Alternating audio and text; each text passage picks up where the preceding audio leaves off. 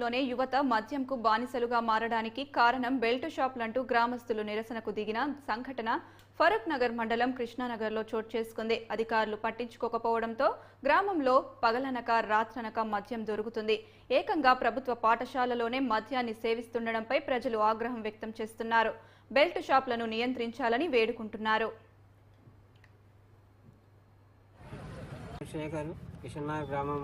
గ్రామంలో ఉన్న సమస్య నేను బెల్ట్ షాపులు ఉండడం వల్ల ప్రాబ్లం అవుతుంది కాబట్టి బెల్ట్ షాపులు బంద్ చేయగలరని మనవి.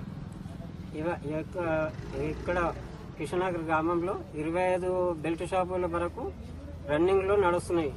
ఆ బెల్ట్ షాపులన్నీ క్లోజ్ కావాలని మనవి చేసుకుంటున్నాను.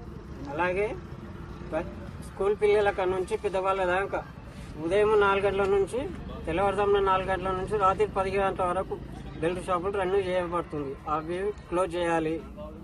పిల్లలు ఖరాబ్ అవుతారు, నాలాంటి యువకులు ఖరాబ్ అవుతారు. ప్లస్ ఇది తాగడం వల్ల